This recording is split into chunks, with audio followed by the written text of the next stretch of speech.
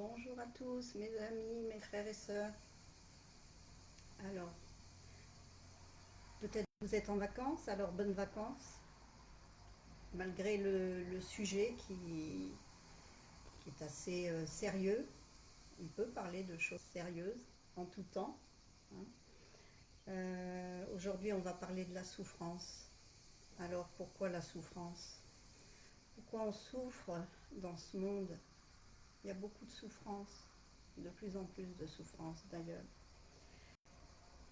Eh bien malheureusement, on est dans un monde qui s'est écarté du dessein originel du Créateur et ce qui occasionne beaucoup de désordre, de souffrance par le péché, hein.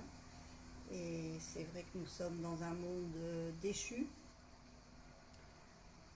Et donc, voilà, nous vivons dans un monde où il y a beaucoup de choses. Il s'y passe beaucoup de choses, en tout cas, et pas que des bonnes. Et donc voilà, on va aborder la souffrance aujourd'hui. Qui ne rencontre pas au cours de sa vie euh, une souffrance terrible, une tristesse, un chagrin, hein. Tout ça, sont des émotions, bien sûr. Alors, bah oui, nous sommes des êtres humains et nous avons des émotions, hein, que ce soit de la joie, de la tristesse, du chagrin. Euh, on est fait d'émotions. Alors, moi je connais quelqu'un qui dit les émotions, faut pas d'émotions, les émotions ça vaut rien, il faut pas être dans l'émotion. Sauf que les émotions n'ont rien de négatif en soi. On ne peut pas dire que tout est négatif dans les émotions. Et c'est humain, et ça prouve qu'on a un cœur. euh, voilà, on a un cœur. On a un cœur qui est sensible aux choses de la vie, hein. On n'a pas un cœur de pierre, on est sensible, on a un cœur de chair, et donc on a des émotions, des sentiments. Voilà, c'est l'être humain. Et, et l'être humain, oui, on a des émotions, mais nous qui connaissons Dieu et qui connaissons Jésus quand il est venu sur la terre, euh, il s'est incarné pour venir se mettre à notre portée, à notre niveau. Et Jésus, il a eu aussi des émotions, hein. Il a, dans la Bible, dans la parole, dans Jean 11, 35, Jésus, il est écrit, Jésus pleura. Jésus a pleuré, hein, face à la mort, à la mort de son ami Lazare. euh, Jésus a pleuré. Donc voilà, c'est humain. On est des êtres sensibles et on a des émotions. Aussi, on ne peut pas rester éternellement dans la tristesse, on ne peut pas être dans le désarroi tout le temps, et on ne peut pas s'y conforter. Enfin, s'y conforter, le mot est peut-être mal choisi, je ne sais pas. Mais en tout cas, on ne peut pas se complaire et rester sans vouloir sortir euh, de notre détresse, de notre tristesse. Et il faut, il faut aller de l'avant. Malheureusement, il se passe des drames dans la vie. J'en ai subi moi-même, et c'est très compliqué de gérer la mort, tout simplement, hein, pour le dire clairement. Euh, Ça a été difficile aussi pour moi, d'ailleurs, plusieurs fois je suis revenue sur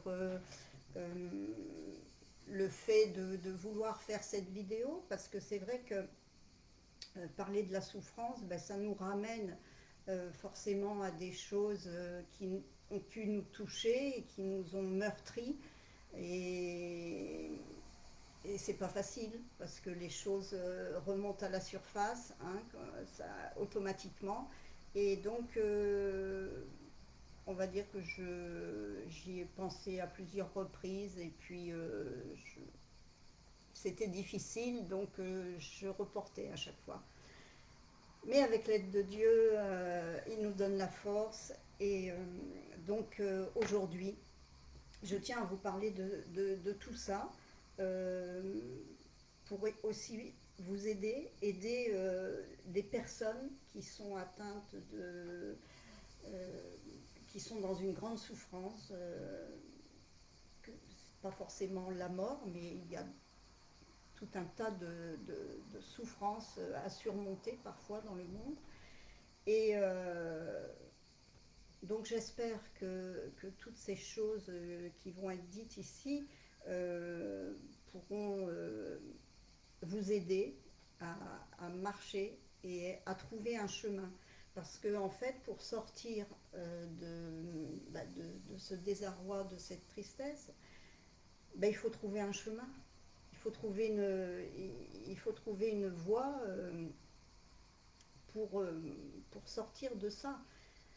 Et encore une fois, c'est pas facile. Parfois, ça prend du temps, ça peut prendre des années. Moi, ça m'a pris des années et des années. Bon, quand vous perdez votre enfant, c'est très difficile, peu importe l'âge qu'il a, qu'il ait 5 ans, ou 20 ans, ou 23 ans comme avait le mien, euh, c'est tout aussi compliqué. Et, et donc pour guérir en fait, il faut chercher, faut chercher une solution, un bon chemin. Le, et moi, quand ça m'est arrivé, bon, je vais peut-être m'égarer un petit peu dans euh, mes, mon déroulé de la vidéo, mais en fait, on essaye, euh, enfin moi personnellement, qui a un caractère quand même, un caractère assez fort, ce qui ne veut pas dire que je ne suis pas sensible et que je ne suis pas émotive, je suis hyper émotive. Donc, moi, un rien me fait pleurer, je suis émotive, voilà. Donc, ça n'empêche que j'ai quand même un caractère très fort, à vouloir aller de l'avant toujours et à me battre. Et moi, ce qui s'est passé personnellement, pour vous donner quelques petites bribes, des bribes de mon témoignage, euh, eh bien moi, pendant des années, j'ai voulu me battre toute seule en fait. J'ai voulu m'en sortir toute seule. Je disais toujours, je vais y arriver, je vais m'en sortir toute seule. Voilà, moi je sais le pourquoi du comment, je sais ce qui est arrivé, je sais, et je sais, et je sais, et on ne sait rien. Hein. C'est Jean Gabin qui disait ça. Si vous connaissez un peu, il disait je sais qu'on ne sait jamais. Et c'est vrai. Et donc, moi, pendant des années, oui, j'ai voulu m'en sortir toute seule. Alors, par le mental, par la force, par voilà, la force de caractère, on se dit, on a un moral d'acier et on veut avoir un moral d'acier, on veut surmonter. Et on veut faire semblant, on fait semblant d'aller bien en fait. On fait semblant d'aller bien. Euh, beaucoup m'ont dit toujours, souvent, euh, dans cette période-là, m'ont dit qu'est-ce que tu es forte, tu es forte. On n'est pas fort du tout, on n'est pas fort du tout. Hein. On est fort en apparence seulement. Quand on se retrouve le soir toute seule dans son lit, on pleure. Donc il y a plein il y a plein de cas différents. On est tous différents face à la douleur et on va réagir différemment. Et il y en a, qu'est-ce qu'ils vont faire? Eh ben, il y en a des fois, ils vont, ils vont se mettre à boire. Ils vont boire. Oh, je bois pour oublier. Euh, on n'oublie pas en buvant. Hein. Bon, moi j'ai jamais bu, hein, mais bon, voilà, c'est la peine, elle est là, elle est enfouie, elle fait son nid en vous et on ne peut pas y arriver comme ça. Après, il y en a d'autres qui vont vouloir sortir, s'amuser. Bon. Et moi, c'est ce que j'ai fait aussi. J'ai dit, bah, maintenant, j'ai plus rien à perdre, j'ai plus rien à faire de rien. Donc, je vais faire ce que je veux. Je vais faire tout ce que je veux. Et donc, eh bien, moi, je sortais.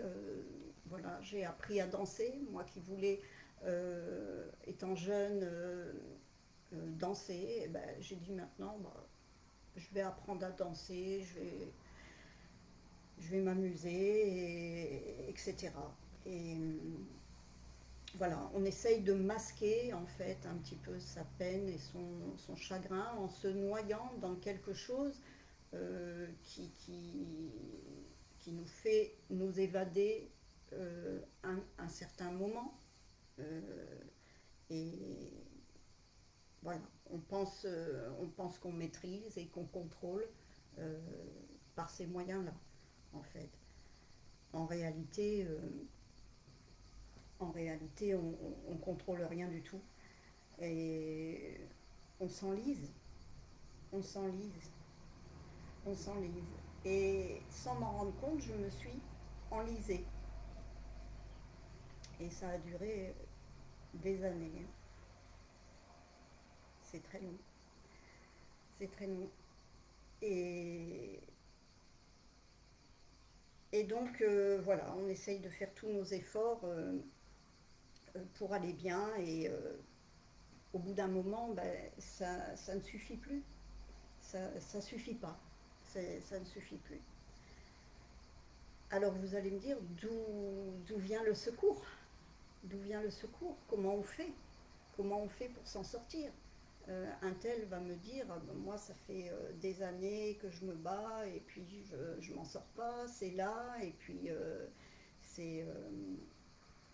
donc si vous avez à cœur d'épancher votre cœur et de dire peut-être en bref les douleurs que vous avez eues et si vous les avez surmontées, n'hésitez pas en commentaire, on peut en parler. Ça fait du bien de parler parce que tout garder pour soi, au fond de soi, c'est terrible. C'est terrible. Et donc, oui, on peut se confier, il faut se confier, c'est vrai. On peut avoir une amie, on peut avoir un parent, hein, quelqu'un de la famille, euh, pour en parler.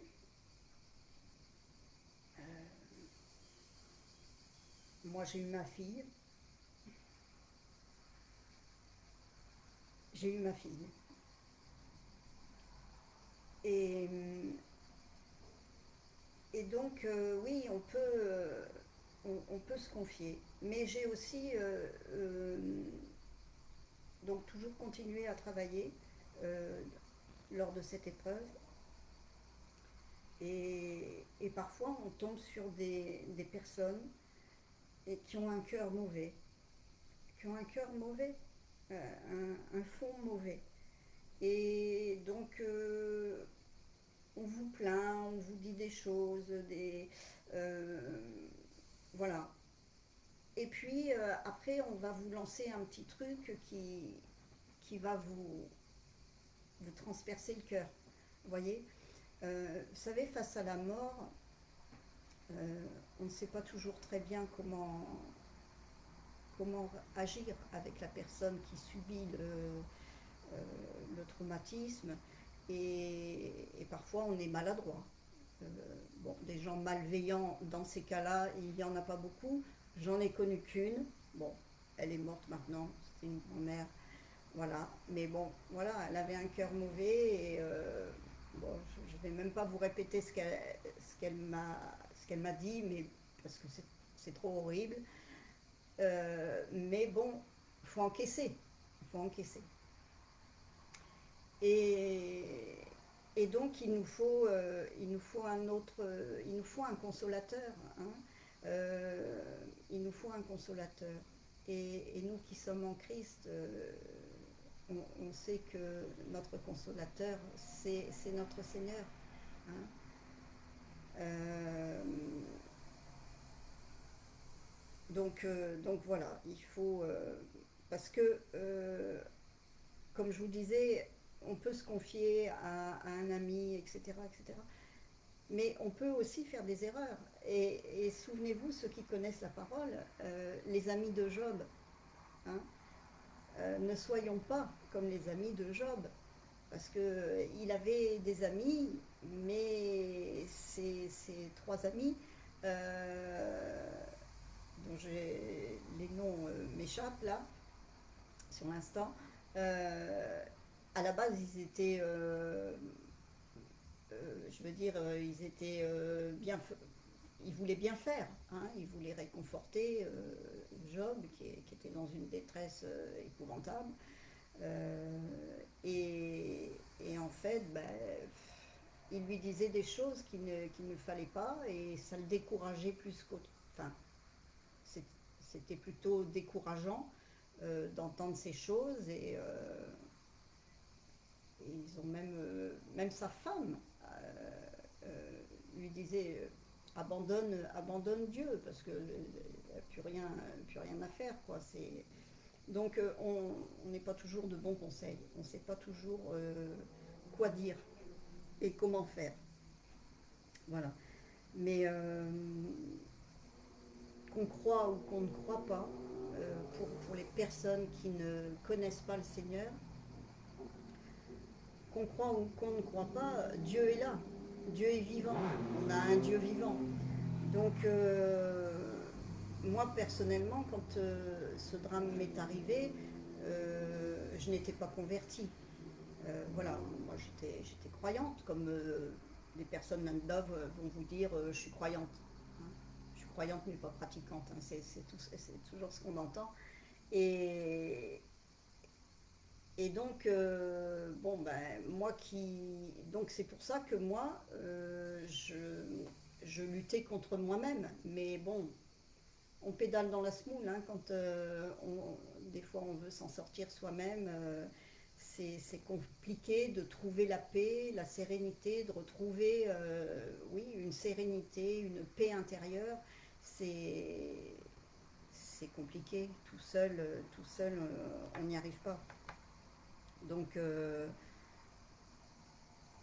ben moi, ça, comme je vous disais, ça a duré des années et bon, je ne vous fais pas mon témoignage là, je vous raconte des bribes de mon histoire, mais voilà, ça a duré des années jusqu'au jour où, comme je vous disais, ben, je m'enlisais, hein, c'était terrible et je ne dormais plus, j'étais au fond du trou, quoi, j'étais épuisée, je n'arrivais plus à avancer.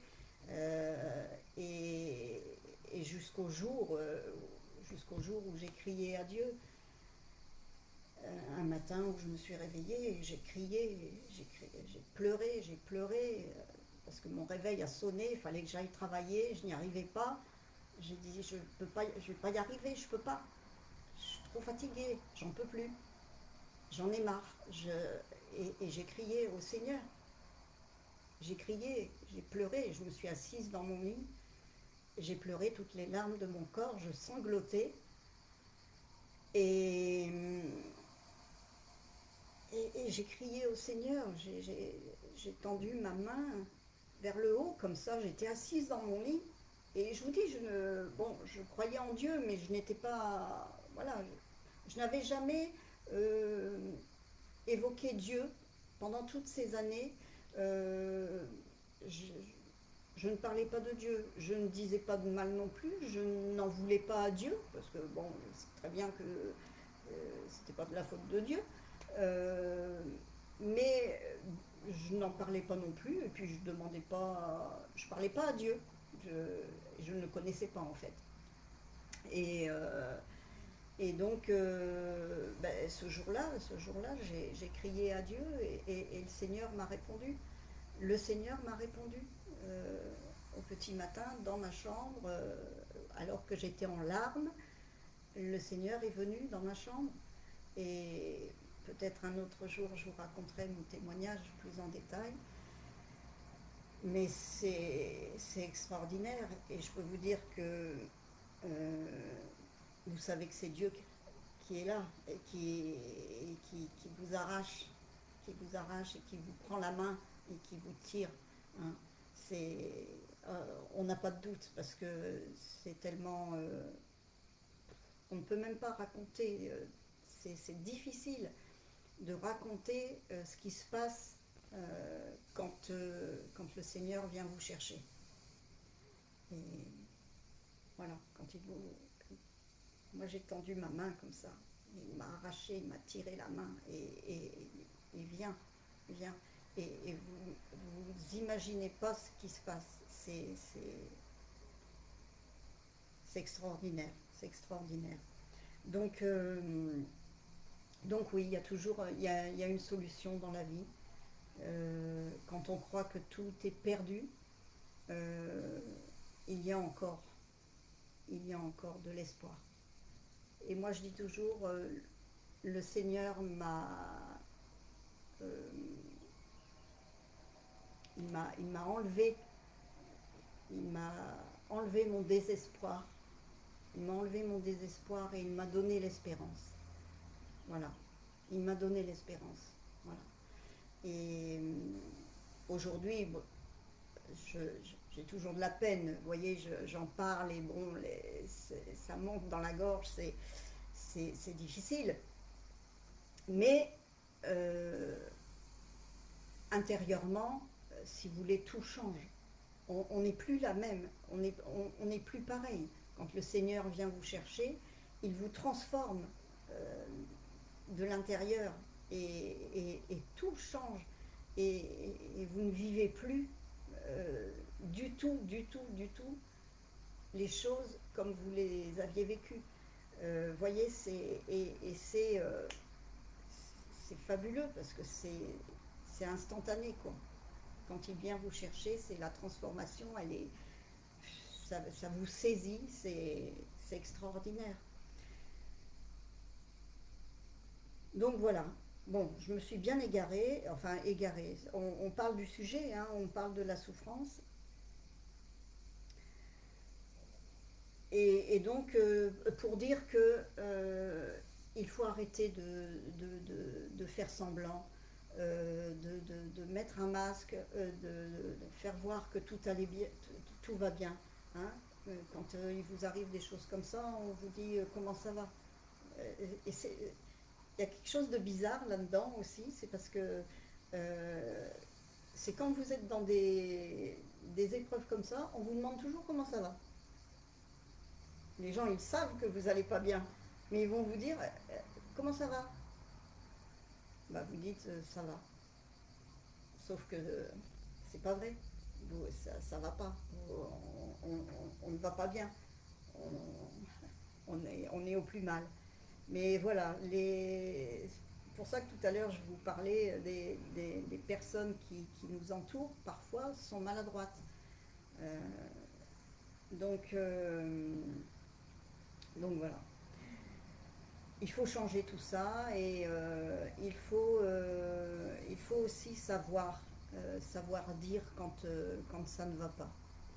Euh, il faut savoir en parler, faut pas simuler.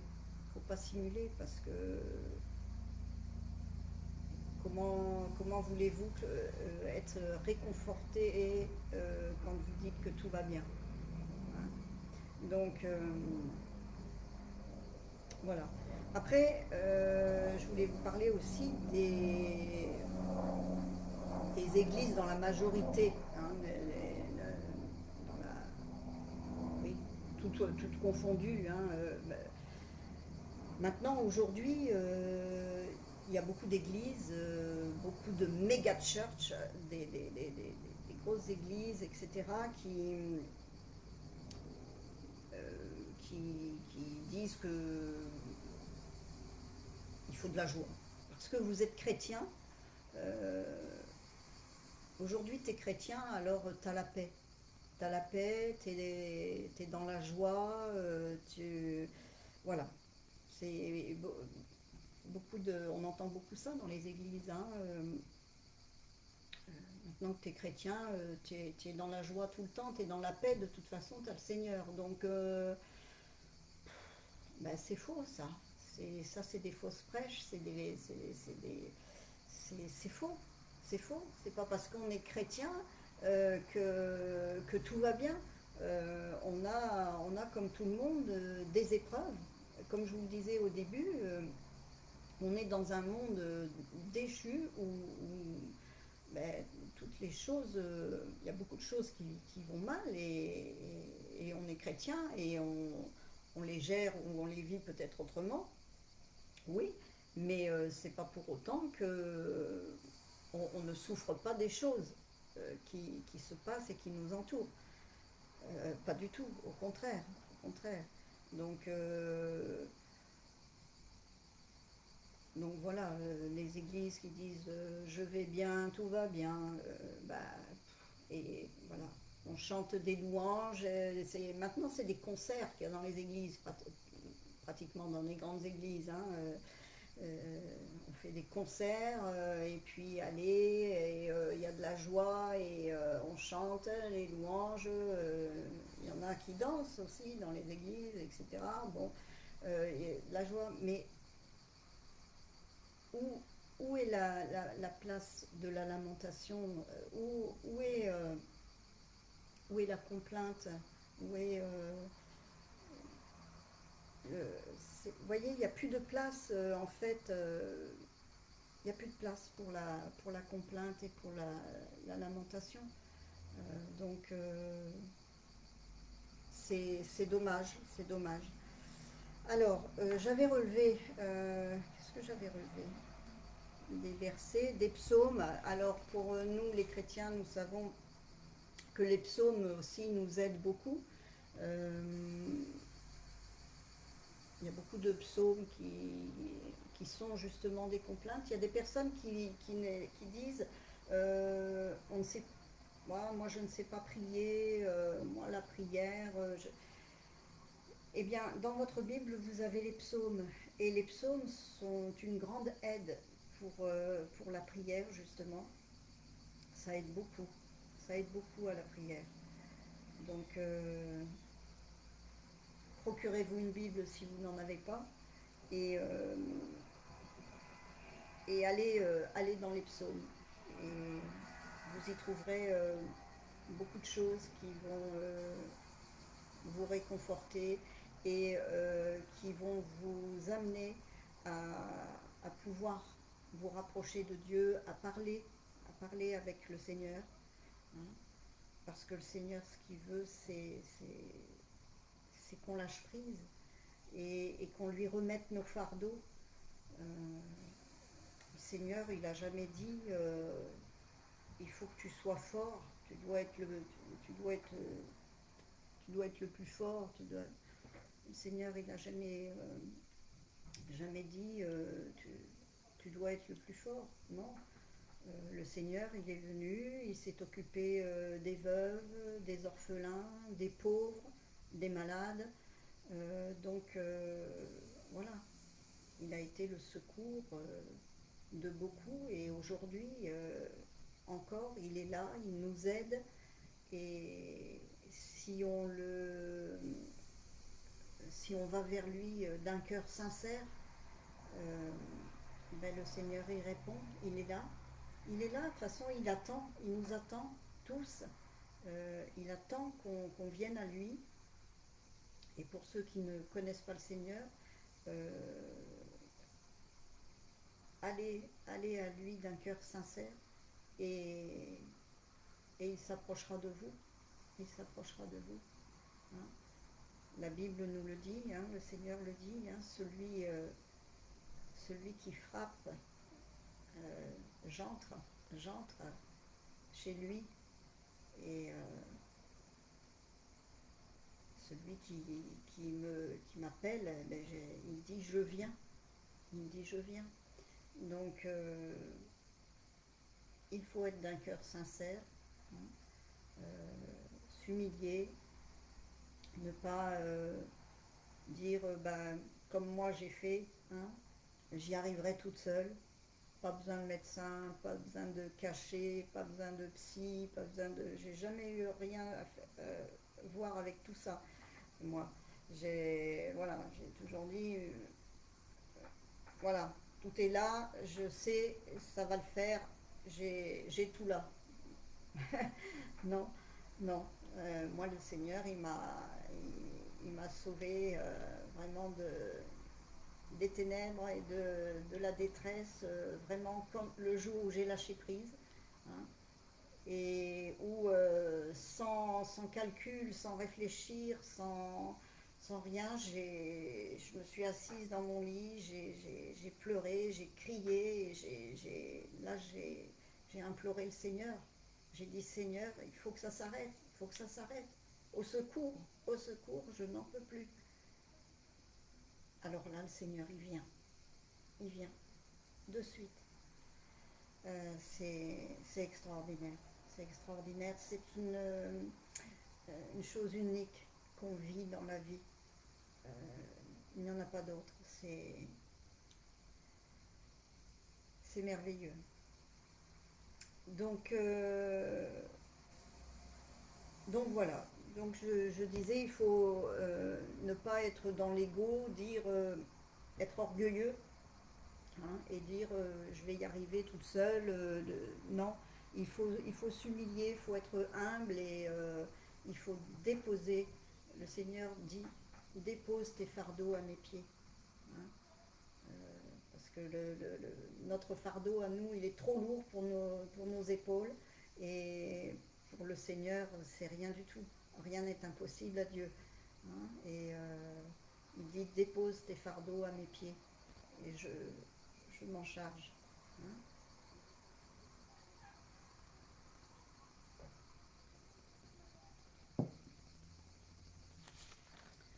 Qu'est-ce que je voulais vous dire d'autre? Oui, d'ailleurs, les prophètes, vous avez le prophète Jérémie, le prophète, vous avez Habakkuk, vous avez tout un tas de prophètes, les apôtres aussi, qui ont été affligés, qui ont vécu de grandes souffrances. Et ils se sont tous approchés de Dieu, ils ont tous été vers Dieu, avec Dieu, et c'est lui qui les a secourus, hein. Donc, donc voilà, il faut vraiment se tourner vers le Seigneur. C'est lui notre secours. C'est lui notre secours, c'est le seul qui peut nous sauver de la détresse, des tourments. Et, euh, et vous savez, on est, comme vous le savez, dans les temps de la fin, où le Seigneur revient bientôt. Et, et vous savez, on va vivre de grandes tribulations, de grands chamboulements sur la terre. Donc il faut se rapprocher de Dieu, parce que c'est lui le sauveur. Il n'y a que lui. C'est lui qui va sauver les siens de la détresse, des tourments, hein. Donc, donc voilà. Il ne faut pas dire. C'est vrai que nous, le temps pour nous, il est long. Comme moi, j'ai vécu plus de 7 ans dans une détresse terrible. Euh, c'est long. C'est long, 7 ans. Et, et donc, mais pour le Seigneur, si vous voulez, 7 ans, c'est rien, c'est pas comparé, on ne peut pas comparer le temps du Seigneur avec notre temps. Hein. Euh, les choses spirituelles avec les choses de la terre, on ne peut pas comparer. Donc c'est vrai que 7 ans pour le Seigneur, c'était peut-être, je sais pas moi, une semaine ou, hein, euh, ou un mois, bon, je ne sais pas, mais je veux dire, c'est pas du tout la même chose. Donc le Seigneur, il est jamais en retard en fait pour nous aider, il est là, mais au bon moment. Hein, il arrive toujours au bon moment. Voilà. Donc, donc voilà. Il faut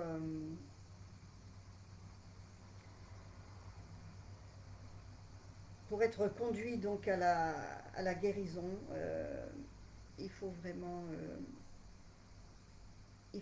s'humilier et oui, être humble et ne pas vouloir tout faire tout seul. Parce que les hommes, il y en a, ils vont aller voir un psy, le docteur, on va prendre des médicaments, on va. Voilà. Tout ça, ça va être des petits pansements. Hein, mais bon, ça fait l'affaire qu'un temps. Hein. Et pour guérir, faut quelque chose de plus conséquent. Donc, sachez que le Seigneur, lui, il a connu la douleur aussi. Hein. Le Seigneur Jésus, quand il est venu sur la terre, vous le savez, il a connu la douleur. Et, et, et qu'est-ce qu'il a dit? Il a dit je vais y arriver toute seule, je vais m'en sortir. Non, il s'en remettait toujours au Père. Hein. Il disait je vais prier mon Père. Il se retirait hein, sur la montagne et il allait prier et il priait son Père. Hein. Et tout ce qu'il faisait, il demandait à son Père. Il demandait la force, il demandait tout. Tout passait par le Père. Donc voilà, c'est celui qui, donc il vous comprend puisqu'il a vécu.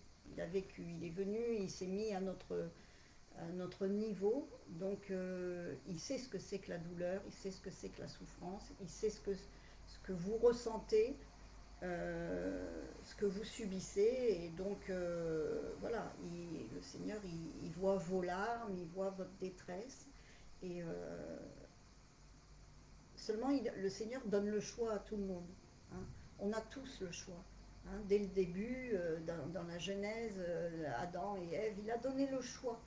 Et il nous donne le choix, le Seigneur, par amour, par son grand amour, il nous donne le choix. S'il ne nous avait pas donné le choix, il nous aurait emprisonnés dans une cage et t'as pas le choix, c'est comme ça.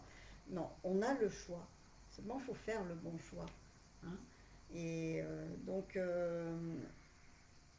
voilà, vous avez le Seigneur, il vous tend, il vous tend la main. C'est à vous de saisir. Donc, ouais, il y avait un verset dans Jérémie que j'avais relevé.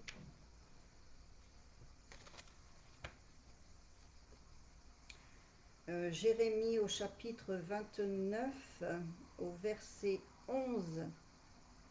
En effet, moi je connais les projets que je forme pour vous, déclare l'Éternel. Projets de paix et non de malheur, afin de vous donner un avenir et de l'espérance. Verset 12. Alors vous m'appellerez et vous partirez, vous me prierez et je vous exaucerai. Vous me chercherez et vous me trouverez, parce que vous me cherchez de tout votre cœur. Voilà. Le Seigneur, il connaît votre cœur. Vous pouvez faire semblant devant les hommes, hein, faire bonne figure, des hypocrites, des menteurs, de tout. Mais le Seigneur, on peut pas lui mentir. Il connaît votre cœur. Hein, il sonde le cœur et les reins, comme il est écrit, et il connaît tout. Donc vous ne pouvez rien caché devant le Seigneur. Donc si vous êtes sincère, il le sait. Hein. Si vous l'appelez avec sincérité, il viendra. Par contre, si vous l'appelez pour dire bah, faire semblant, eh ben non. Le Seigneur, il veut un cœur sincère. Voilà. Alors sachez que bon, c'est vrai que nous avons un Dieu qui donne des bienfaits, et qui nous fait récolter de bonnes choses. Hein. C'est le Dieu de la moisson, mais sachez qu'il y a aussi le Dieu du désert. Hein. Et justement, bah, dans notre monde déchu, eh bien, on traverse des déserts, on traverse des épreuves, des tourments. Il va y avoir les tribulations. Euh, et il faut souvent passer par le désert pour arriver, comme les Israélites, comme le peuple de Dieu, hein, qui a traversé le désert pendant 40 ans. Hein. Mais oui, il faut souvent traverser le désert pour arriver au pays promis. Hein. Il ne faut pas se décourager. Le Seigneur nous demande aussi la patience. Hein. C'est un fruit de l'esprit qui nous demande vraiment de nous approprier la patience. Comme je vous le disais, son temps n'est pas notre temps. Et, euh, et donc, il ne faut pas faire comme les Israélites qui voulaient, quand le Seigneur les a fait sortir d'Égypte, du pays de l'esclavage, hein, ils se sont retrouvés dans le désert, ils ont dit oh là là, c'est pour se retrouver dans le désert, à traîner la savate et puis avoir soif. Nous, on veut retourner en Égypte. Ils étaient prêts à vouloir retourner en esclavage. Hein. Mais non, le Seigneur, il a dit non, il faut continuer. Hein. Et donc, ils ont été dans le désert pendant longtemps, longtemps, longtemps, mais euh, par la foi, ils sont arrivés le Seigneur a tenu ses promesses. Le Seigneur a tenu ses promesses. Donc, le Seigneur est un Dieu de vérité, de justice. Il est juste et donc il tient ses promesses. Hein. Et il ne faut, une chose aussi que je voulais vous dire, en fait, le Seigneur, vous lui parlez, il faut lui parler. Quand il y en a qui disent je ne sais pas quoi dire au Seigneur, je ne sais pas comment lui parler, etc., ben, pour le Seigneur, on est ses enfants. On est ses enfants. Donc, il faut parler. Nous, ses enfants, on doit lui parler comme on parle à notre père. Hein. Quand on était petit enfant, bah, on parlait à notre papa. Hein. Et quand notre papa nous faisait des promesses, hein, si tu travailles bien à l'école, je t'achèterai ça, ou on ira au cinéma, où je t'achèterai la Play, je sais pas quoi, et tout. Notre père, il nous faisait la promesse si on travaillait bien ou si. Voilà. Euh, et quand ça arrivait, nous, les enfants, on n'oubliait pas de dire papa, oublie pas, tu m'as promis. Tu m'as promis que si je travaillais bien ou que si je faisais ça ou si je me comportais bien, etc., tu m'as promis ça, ça et ça. Eh bien, avec notre Père céleste, on doit faire pareil. On doit lui rappeler. Des fois, on se lamente, on dit, mais comme le prophète Habakkuk qui disait, mais jusqu'à quand? Jusqu'à quand ça va durer? Pendant combien de temps encore on va souffrir? Et, et donc, et nous, c'est pareil. Des fois, on trouve le temps long. Euh, on dit, mais combien de temps? Combien de temps? Mais il faut le dire au Seigneur, ça. Il faut dire des complaintes au Seigneur, nos lamentations. Et il faut rappeler au Seigneur ses promesses. Hein. Le Seigneur dit je ne t'abandonnerai pas, je ne t'abandonnerai jamais. Le Seigneur fait des promesses. euh, voilà, et donc il faut lui rappeler. Et, et c'est pour ça que je vous encourage aussi à lire les psaumes, hein, qui sont vraiment d'une grande aide. Euh, et donc j'avais relevé un psaume. Oui, avant je voulais vous lire dans Matthieu, Matthieu 7, je vais le trouver.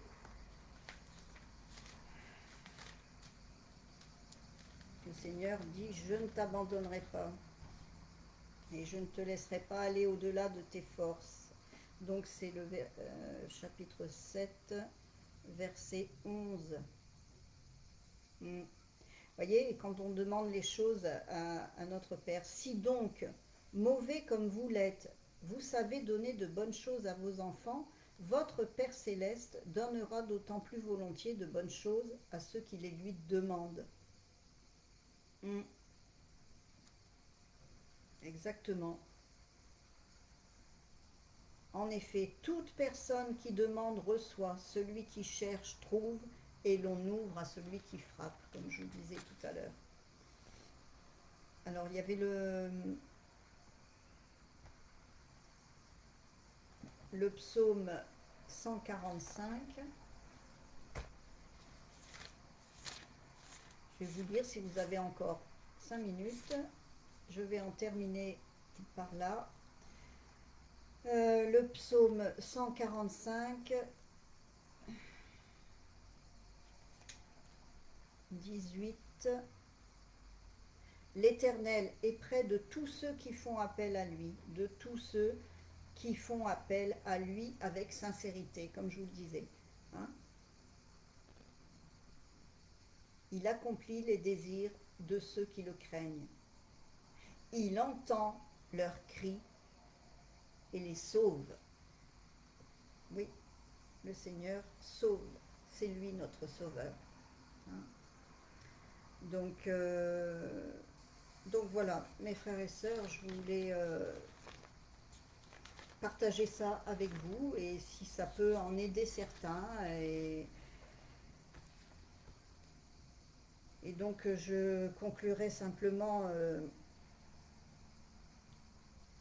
avec encore un psaume, le psaume 46, 10, où le Seigneur dit « Arrêtez et sachez que je suis Dieu. L'Éternel, le Maître de l'univers, est avec nous. Le Dieu de Jacob est pour nous une forteresse. » Oui, sachez que je suis Dieu, le Créateur, celui qui a fait toutes choses. Hein. Donc, mes frères et sœurs, mes amis, décidons de dire stop, stop aux faux semblants. C'est un livre que j'ai lu, ça aussi, Stop aux faux semblants, et qui nous exhorte vraiment à faire tomber le masque et à être vrai, à être vrai. Donc stop aux faux semblants. Dieu vraiment a de meilleurs plans pour nous. Il a toujours un plan pour nous. Il a un plan pour chacun de nous. Pour vous, pour moi, pour lui, pour elle. Et un plan pour vos enfants, un plan. Le Seigneur, il a un plan pour chacun. Seulement, c'est à nous aussi de faire confiance, de faire un pas de foi, de faire un pas de foi. Hein. Et vraiment, c'est voilà, c'est le chemin. Le Seigneur le dit d'ailleurs, je suis la vérité, le chemin, la vie. Hein. Donc, il a pour nous des plans d'une véritable guérison vraiment et de restauration complète. Hein, et de vie éternelle. Voilà, mes frères et sœurs, j'en ai terminé. Donc, encourageons-nous, tout simplement, encourageons-nous les uns les autres. Hein, soyons unis dans la joie comme dans la douleur. Hein, persévérons aussi dans la prière. Hein, parce que le Seigneur entend vos prières quand vous le priez avec un cœur sincère. Hein. Donc encourageons-nous, encourageons les autres, hein, et à faire tomber encourageons-les à faire tomber le masque à leur tour. Voilà. Soyez bénis, fortifiés, et le Seigneur est avec vous. À bientôt.